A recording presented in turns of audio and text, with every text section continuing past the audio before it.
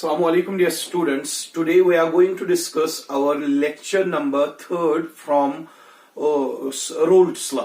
तो जैसे कि आपको पता है हमने रोल्ट्स लॉ के पहले लेक्चर में डिस्कस किया था कि अगर एक सॉल्यूशन में दोनों सोल्यूट एंड सॉल्वेंट वोलाटाइल हो तो उस सॉल्यूशन का जो है टोटल वेपर प्रेशर वो सॉल्वेंट और सोल्यूट के पार्शियल वेपर प्रेशर्स के सम के बराबर होता है। और सेकंड केस जो हमने डिस्कस किया था रोल्ट्स लॉ का, उसमें हमने डिस्कस किया था कि जो नॉन वोलाटाइल सोल्यूट जो होता है जब हम ऐड करते हैं एक वोलाटाइल सॉल्वेंट में तो नॉन वोलाटाइल सोल्यूट उस वोलाटाइल सॉल्वेंट का वेपर प्रेशर भी बेटा डिक्रीज करता है। तो उस वाली सॉल्यूशन का जो टोटल वेपर प्रेशर है वो बराबर होता है खाली सॉल्वेंट के पार्शियल वेपर प्रेशर के बराबर। और आज का जो वीडियो रहेगा, आज का जो लेक्चर रहेगा रोल्ट्स लॉ के रिलेटेड ही है, लेकिन आज थोड़ा सा अलग सा टॉपिक है जिसमें हम डिस्कस करेंगे आइडियल सॉल्यूशंस के बारे में। तो आइडियल सॉल्यूशंस वो सॉल्यूशंस है जिनमें टोटल वेपर प्रेशर जो रोल्ट्स लॉ प्रिडिक्ट करता है, टोटल वेपर प्रेशर किसी भी सॉल्यूशन का sum of partial vapour pressure of all the components के बराबर होता है। तो वो सॉल्यूशंस जो रोल्ट्स लॉ को ओबे करते हैं at all concentrations and at all temperatures, वही solutions कहलाती है आइडियल solutions। तो हमें यहां पे पढ़ना पड़ेगा कि आइडियल solutions इन डिटेल क्या होती है, उनमें कौन कौन सी कंडीशंस है जो आइडियल solutions फॉलो करते हैं, और हमें किन किन चीजों का ख्याल रखना चाहिए जब हम एक आइडियल solution बनाते हो। तो क्या सच में कोई सॉल्यूशन आइडियल होती है या कोई सॉल्यूशन आइडियल होती ही नहीं, ये भी देख लेंगे। तो इस वाले वीडियो को आप डिटेल से समझिएगा, लेकिन अच्छे से ध्यान से समझिएगा क्योंकि थोड़ा बहुत कंफ्यूजिंग है।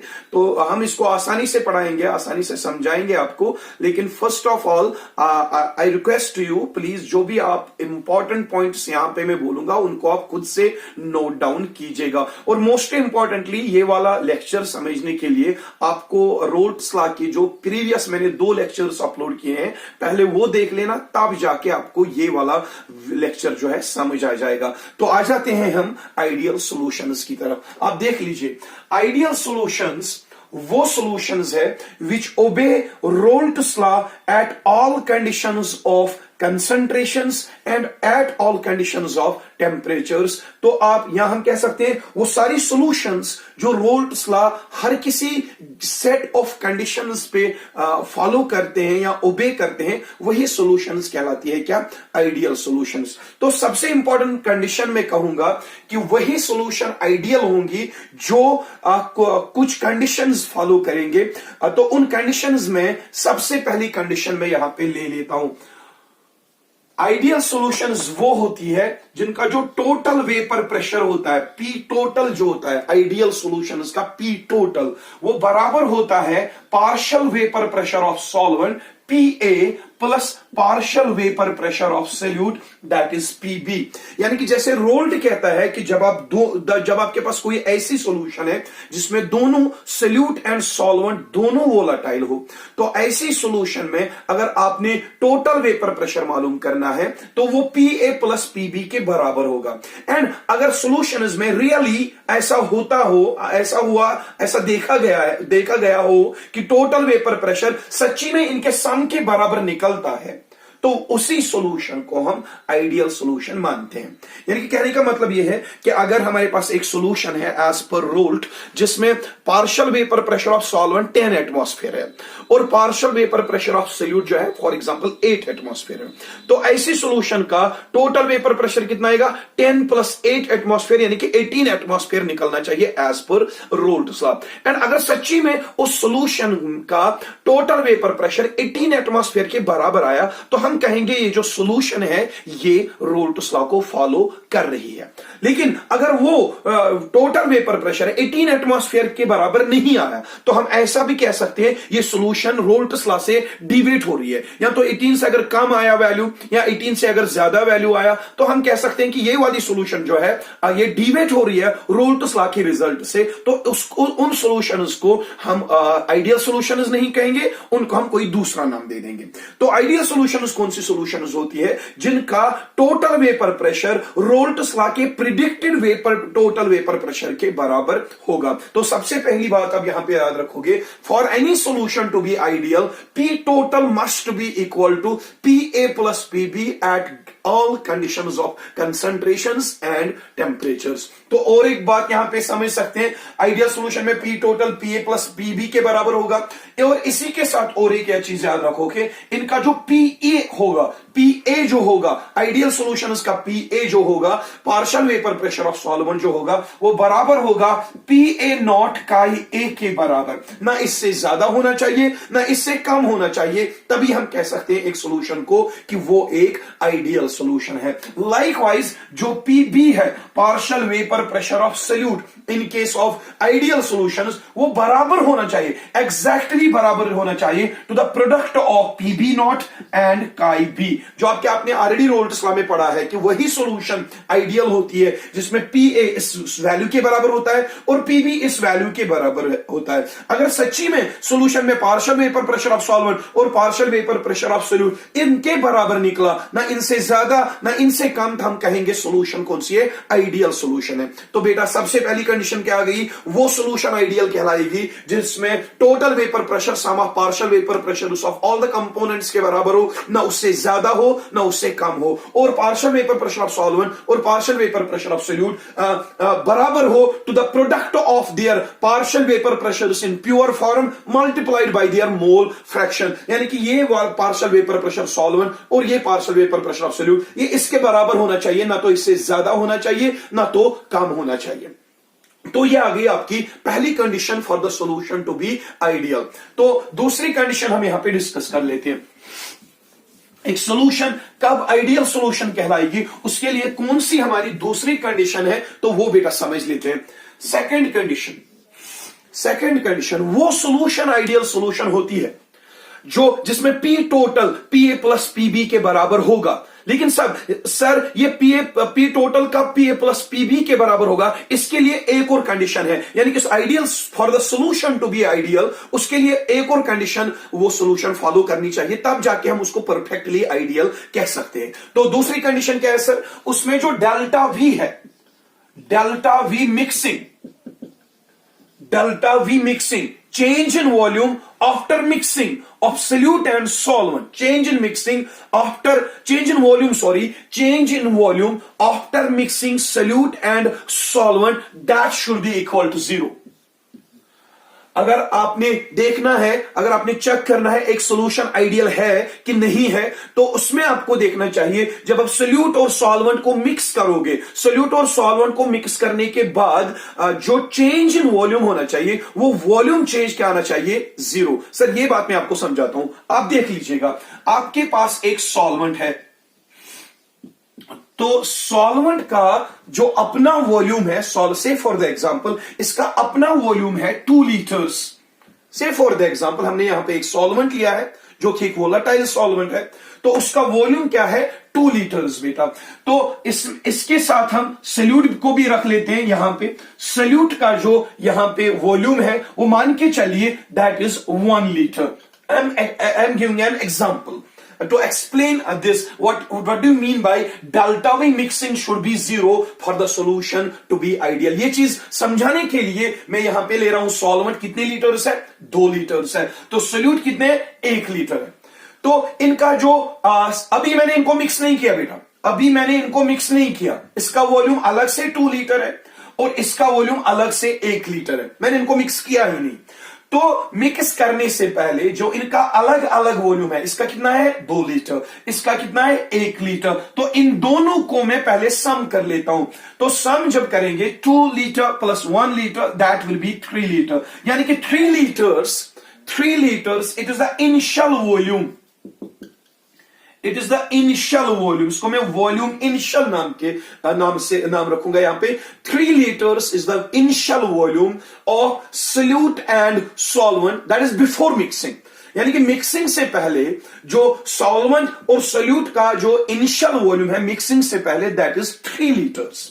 लेकिन अब जब मैं इन दोनों को मिक्स करूंगा, यहां पे देख लीजिए, बेटा मैं मिक्सिंग कर रहा हूं सॉल्वेंट के 2 लीटर्स को इसके 1 लीटर के साथ हम क्या करेंगे, यहां पे मिक्सिंग करेंगे बेटा। तो मिक्सिंग जब करेंगे, मिक्सिंग के साथ आपको क्या यहां पे क्या मिलेगी, सॉल्यूशन मिलेगी।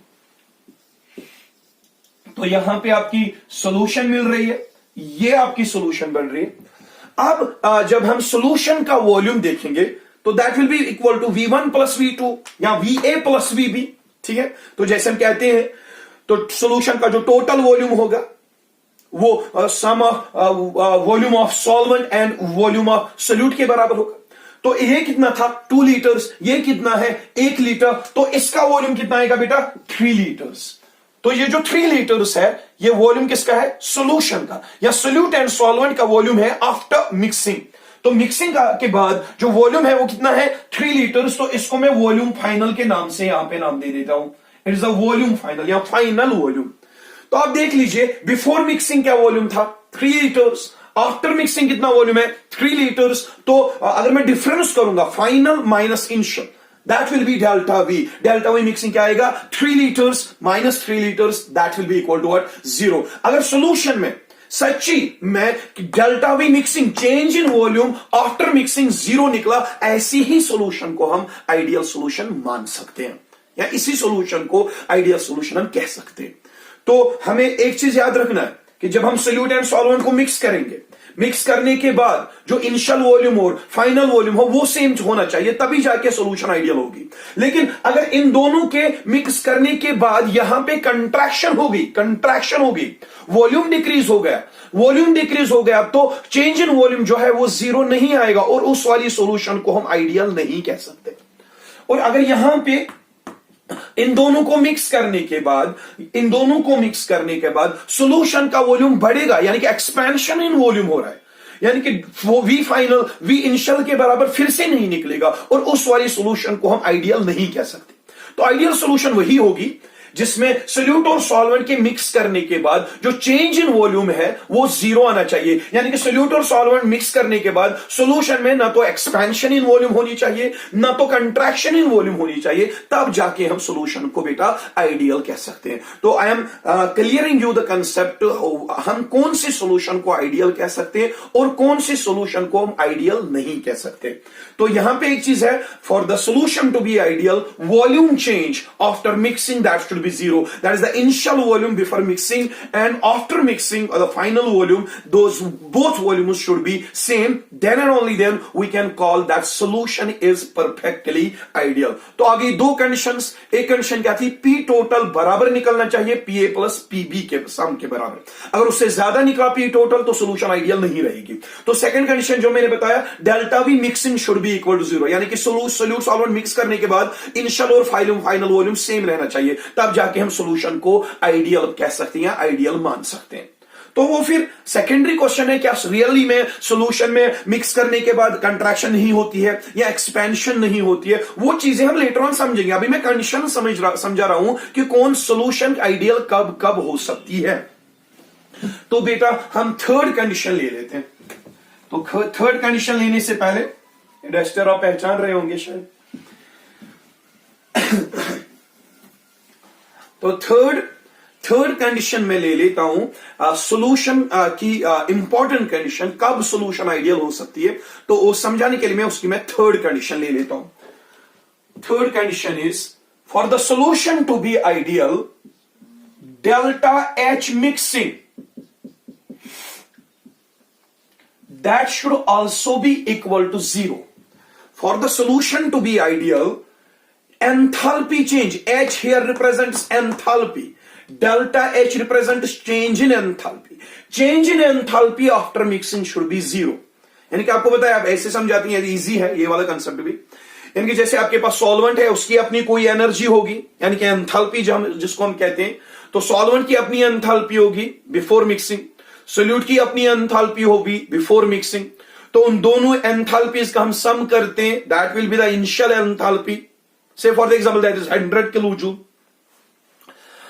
तो उसके बाद हमने सोल्यूट और सॉल्वेंट को मिक्स कर दिया। मिक्स करने के बाद क्या बन गई? सॉल्यूशन।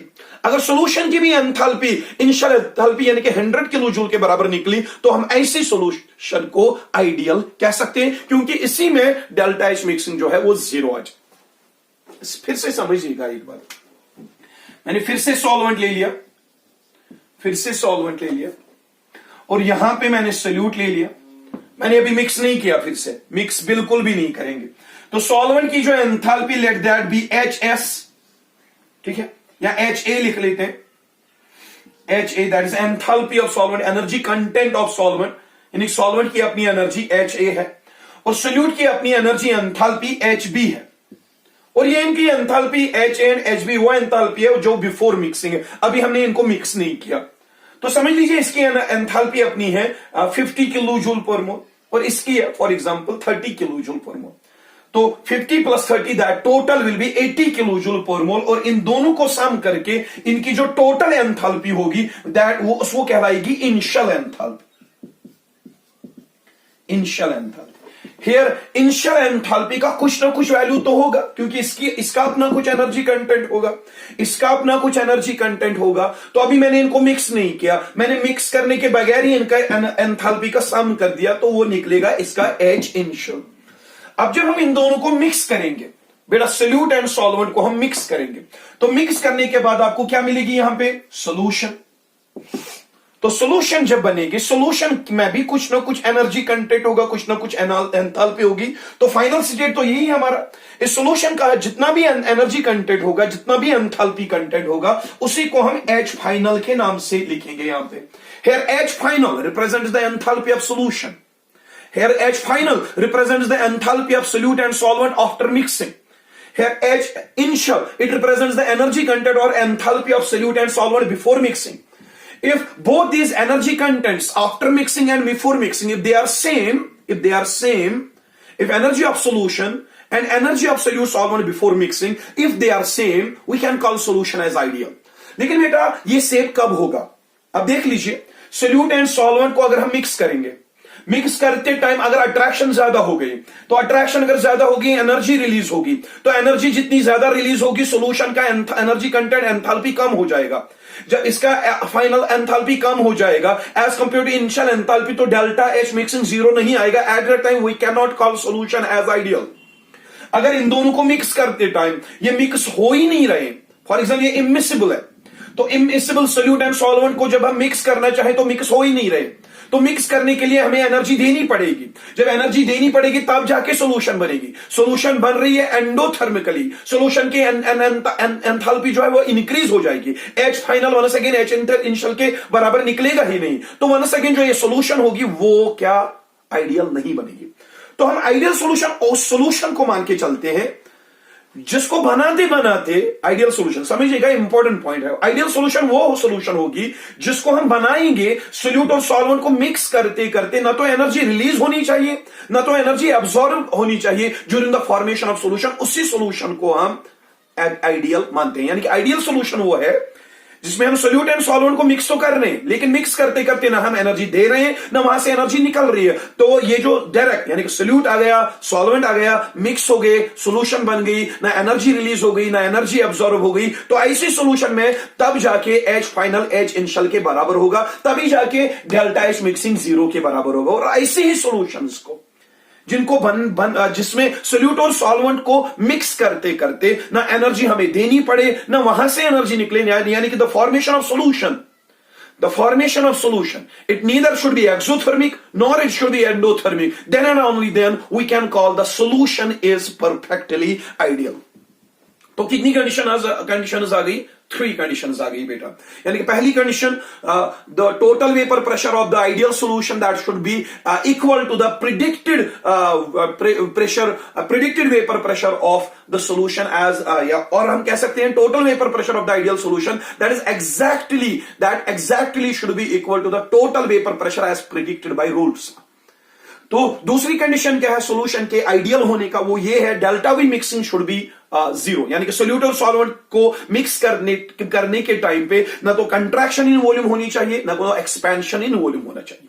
और थर्ड कंडीशन क्या है, delta H mixing should be equal to 0, यानी कि सोल्यूट और सॉल्वेंट को मिक्स करते करते ना तो एनर्जी रिलीज होनी चाहिए ना तो एनर्जी एब्जॉर्ब होनी चाहिए, तो तब जाके आपको एच फाइनल, एच इनिशियल या डेल्टा एच मिक्सिंग 0 के बराबर आएगा, तब जाके आप सॉल्यूशन को आइडियल कह सकते हैं। क्या वाकई में ऐसा होता है? क्या वाकई में ये कंडीशंस कभी फुलफिल होती है? तो वही चीज समझने के लिए हमें इस टॉपिक को डीपली समझना पड़ेगा। हम और एक कंडीशन ले लेते हैं जिस कंडीशन से आपको समझ आ जाएगा परफेक्टली कि हम कौन से सॉल्यूशन को ओरिजिनली आइडियल सॉल्यूशन कह सकते हैं। तो समझ लीजिएगा,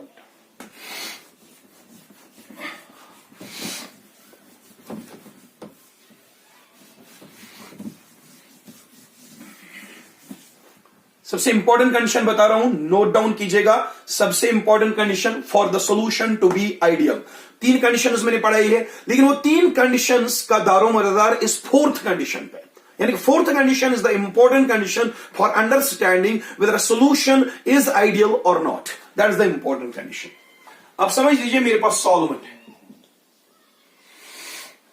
सॉल्वेंट है, सॉल्वेंट कुछ भी हो सकता है, वाटर हो सकता है, पोलर सॉल्वेंट हो सकता है, नॉन पोलर सॉल्वेंट हो सकता है।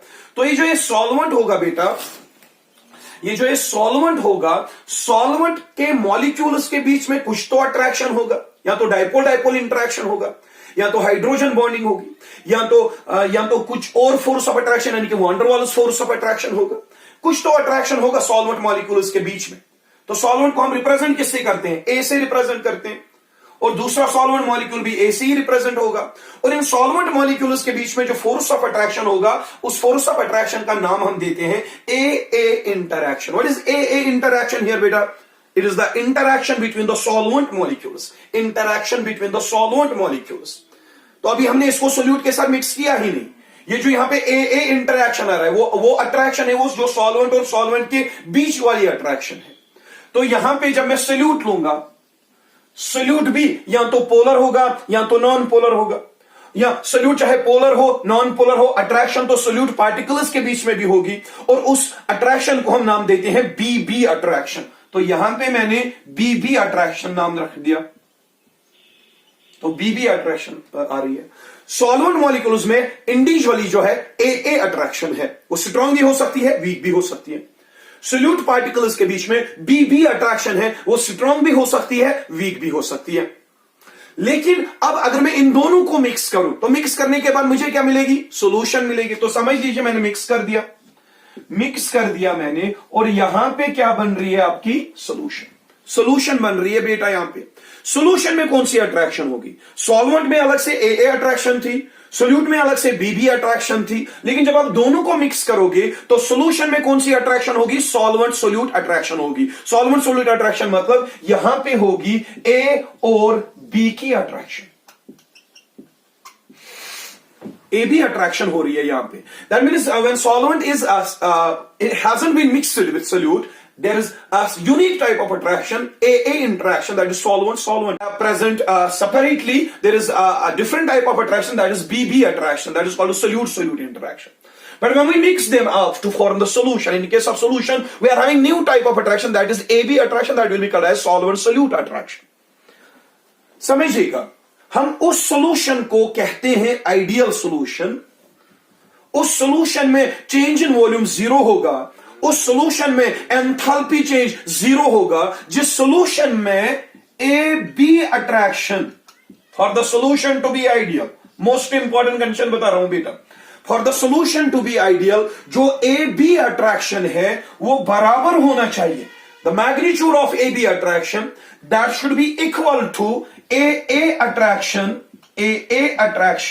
and that should be equal to BB attraction, should be equal to, if you are going to form an ideal solution, तो जो AB attraction है उसका मैग्नीट्यूड, उसकी स्ट्रेंथ भी AA attraction के बराबर होनी चाहिए, BB attraction के बराबर स्ट्रेंथ के बराबर होना चाहिए। यानी कि अगर nature of force of attraction between the solvent and solute is same as that of the nature of force of attraction between solvent and solute, then and only then we can call the solution as ideal. यानी कि अगर यहां पे hydrogen bond बन रही है, यहां पे भी हाइड्रोजन बॉन्ड बन रही है, तो यहां पे भी AB अट्रैक्शन हाइड्रोजन बॉन्ड है, तो सॉल्यूशन आइडियल होगी। अगर यहां पे A attraction dipole dipole interaction है, B attraction dipole dipole interaction है, ए बी अट्रैक्शन भी डाइपोल डाइपोल इंटरेक्शन है, तब जाके सॉल्यूशन आइडियल बनेगी, तब जाके वॉल्यूम चेंज जीरो के बराबर होगा, तब जाके एंथैल्पी चेंज जीरो बराबर होगा। अब समझ सकते हैं अच्छे से। Strong force of attraction means volume कम होगा, यहां पे भी स्ट्रॉन्ग फोर्स ऑफ अट्रैक्शन, इनका वॉल्यूम कम होगा। मिक्स करने के बाद अगर यहां पे भी स्ट्रॉन्ग फोर्स ऑफ अट्रैक्शन होगी तो फाइनल वॉल्यूम भी कम होगा, वो इनिशियल वॉल्यूम के बराबर निकलेगा, delta B mixing will be equal to zero. तो फोर्स ऑफ अट्रैक्शन यहां पे स्ट्रॉन्ग है, यहां पे भी स्ट्रॉन्ग है, तो यहां पे भी स्ट्रॉन्ग है, तो nature of force of attraction change ही नहीं हो रहा है, तो मिक्सिंग आसानी से हो जाएगी, आपको एनर्जी ना तो देनी पड़ेगी ना तो रिलीज होगी, तो सोल्यूशन आइडियल बनेगी, delta B H mixing zero के बराबर आएगा। यह कंसेप्ट है आइडियल सोल्यूशन के समझने का, यानी कि the force of attraction between solvent and solute that should be equal to solvent solvent attraction and solute solute attraction. अगर ऐसा नहीं हुआ तो सोल्यूशन बिल्कुल भी आइडियल नहीं हुई। आप मान के चलिए यहां पे ए बी अट्रैक्शन स्ट्रांग है इन अट्रैक्शन से, ए बी अट्रैक्शन स्ट्रांग है इन अट्रैक्शन से। अगर अट्रैक्शन स्ट्रांग हुई तो वॉल्यूम में कंट्रैक्शन हो जाएगी, वॉल्यूम में कंट्रैक्शन होने का मतलब डेल्टा वी अब मिक्सिंग जीरो नहीं आएगा। फिर वो अगर स्ट्रॉन्ग अट्रैक्शन हुई, स्ट्रॉन्ग अट्रैक्शन आने का मतलब एनर्जी ज्यादा रिलीज हो जाएगी, जो एंथैल्पी सॉल्यूशन की है वो कम हो जाएगी, फाइनल और इनिशियल एंथैल्पी बराबर नहीं निकलेगी, सॉल्यूशन फिर आइडियल नहीं रहेगी। तो उस सॉल्यूशन को हम आइडियल कहते हैं जिसमें nature of attraction after mixing and before mixing they both should be same. अब सर क्या कोई ऐसी कंडीशन है जिससे हम यह समझा सके कि सॉल्यूशन की ये वाली कंडीशन कब सेटिस्फाई होगी? वो कौन सी कंडीशंस है जिसपे solvent solute attraction and solvent solvent और solute solute attraction they will be same? यानी कि ऐसा कौन सा सोल्यूट सॉल्वेंट है जिसको मिक्स करने के बाद सोल्यूट सॉल्वेंट की जो अट्रैक्शन है वो सेम होगी सॉल्वेंट सॉल्वेंट और सोल्यूट सोल्यूट अट्रैक्शन के मैग्नीट्यूड के बराबर। समझ सकते हो? तो एक इंपॉर्टेंट पॉइंट मैं बता देता हूं, वो नोट डाउन कर दीजिएगा, बहुत इंपॉर्टेंट कंसेप्ट है। ये समझ आ गया अच्छे से? तो मैं एक कंडीशन ले लेता हूं, कब ये वाली कंडीशन फुलफिल होगी, उसके लिए कौन सी कंडीशन है। मैंने कहा था ये कंडीशन सबसे बेस्ट कंडीशन है ये समझने के लिए कि कौन सी सॉल्यूशन आइडियल हो सकती है।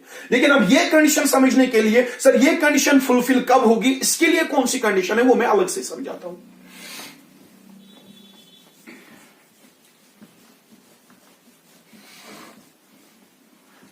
इंपॉर्टेंट कंसेप्ट है, समझ लीजिएगा। अगर मेरे पास एक सॉल्वेंट है और सोल्यूट है, एक तो सॉल्वेंट है मेरे पास, दूसरा सोल्यूट है मेरे पास, मुझे इन दोनों की सॉल्यूशन बनानी है मिक्स करके। लेकिन अगर इन दोनों का साइज, इन दोनों का स्ट्रक्चर, इन दोनों का जो स्ट्रक्चर है और इन दोनों की जो पोलैरिटी है, या इन दोनों का जो डाइपोल मूवमेंट है,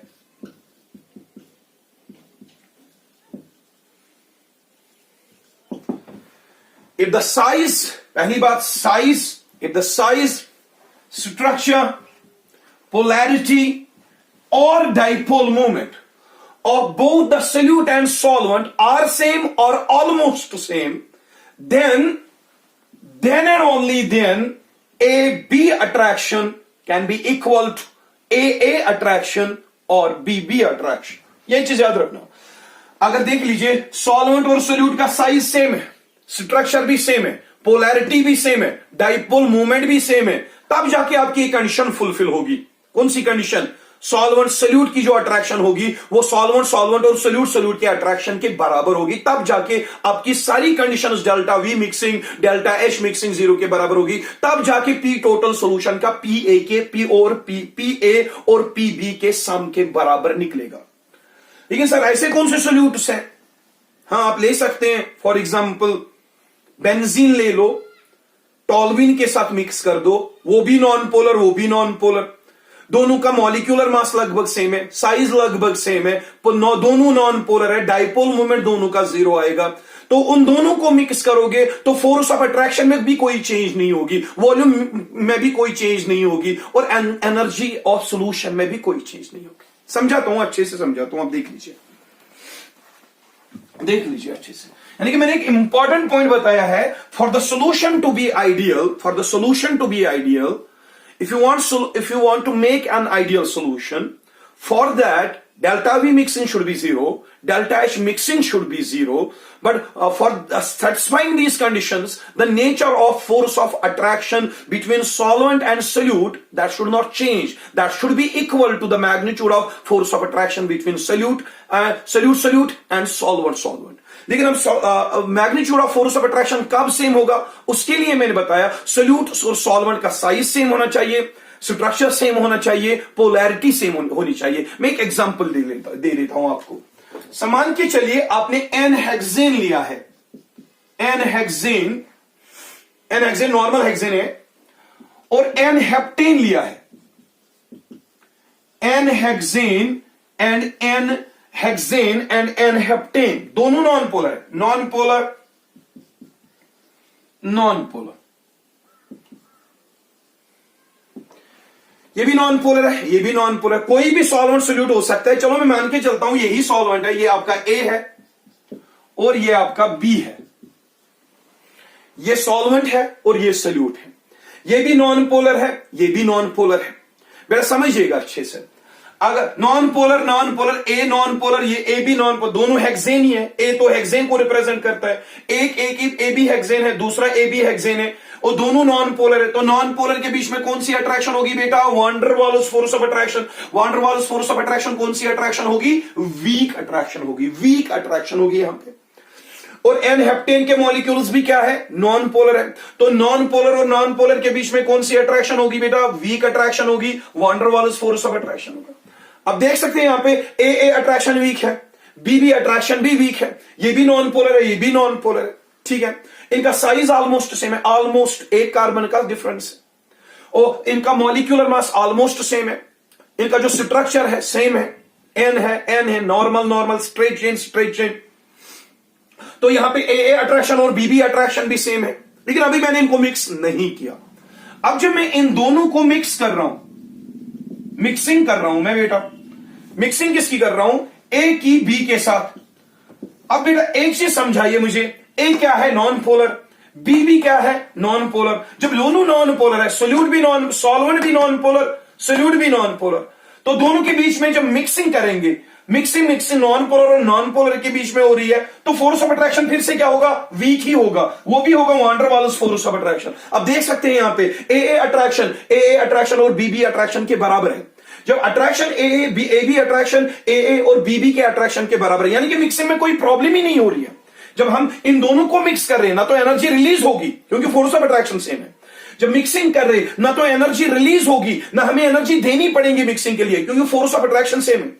जब फोर्स ऑफ अट्रैक्शन सेम है तो इन दोनों का इनिशियल वॉल्यूम इसके फाइनल वॉल्यूम के बराबर होगा, इन दोनों की इनिशियल एनर्जी इसकी इनिशियल एंथैल्पी के बराबर होगा, और ये जो यहां पे सॉल्यूशन बनेगी एन हेक्सेन और एन हेप्टेन की, वही सॉल्यूशन आइडियल सॉल्यूशन कहलाएगी। और हमें हम इन दोनों के बदले ले सकते हैं सिलिकॉन टेट्राक्लोराइड, कार्बन टेट्राक्लोराइड, दोनों का structure same, polarity same, size almost same, solution ideal बनाएंगे। हम ले सकते हैं इथाइल क्लोराइड या इथाइल ब्रोमाइड, तो उन दोनों का नेचर भी सेम है, सॉल्यूशन जो बनाएंगे उनमें भी सारी कंडीशंस फुलफिल हो जाएंगी। ए बी अट्रैक्शन और बी अट्रैक्शन के बराबर होगा, तो वहां पे भी सॉल्यूशन क्या बन सकती है, आइडियल। लेकिन इतनी सारी कंडीशंस डिस्कस करने के बाद भी मैं आपको यहां पे एक इंपॉर्टेंट बात बताऊंगा कि पर हम थ्योरेटिकली हम कुछ भी कह सकते हैं कि कोई भी सॉल्यूशन आइडियल हो सकती है, पर जब हम प्रैक्टिकली देखते हैं कोई भी सॉल्यूशन ये सारी कंडीशन 100% फॉलो नहीं करता। यानी कि कोई भी सॉल्यूशन प्रैक्टिकली परफेक्टली आइडियल नहीं होती है, हमेशा कुछ ना कुछ गड़बड़ तो होगा ही। कंप्लीटली ए बी अट्रैक्शन ए और बी अट्रैक्शन के बराबर नहीं होगा। Volume change of mix on mixing, enthalpy change on mixing, वो भी जीरो के बराबर कब नहीं निकलता है बराबर। यानी कि हम ऐसे कह सकते हैं कि कोई भी सॉल्यूशन परफेक्टली आइडियल नहीं होती। तो सॉल्यूशन होती है क्या, फिर सॉल्यूशंस होती है नॉन आइडियल। तो नॉन आइडियल सॉल्यूशंस में क्या होता है, ये सारी कंडीशंस अपोजिट हो जाती है जब हम प्रैक्टिकली देखते हैं। प्रैक्टिकली कोई भी ऐसा सोल्यूट सॉल्वेंट नहीं है जो ये सारे कंडीशंस अपॉन मिक्सिंग फॉलो करे। यानी कि अपॉन मिक्सिंग वॉल्यूम में कंट्रैक्शन हो जाती है, अपॉन मिक्सिंग वॉल्यूम कुछ सोल्यूशन में वॉल्यूम में एक्सपेंशन हो जाती है, अपॉन मिक्सिंग सोल्यूट सॉल्वेंट के बीच में अट्रैक्शन या तो ज्यादा होगी, एनर्जी रिलीज होगी, फाइनल एनर्जी कम हो जाती है। सोल्यूट सॉल्वेंट को मिक्स करते वक्त या तो एनर्जी अब्सॉर्ब ज्यादा होती है, रियलिटी की बात कर रहा हूं, रियलिटी में क्या होता है, ये तो थ्योरेटिकल कंसेप्ट था, रियलिटी में ये सारी चीजें नहीं होती।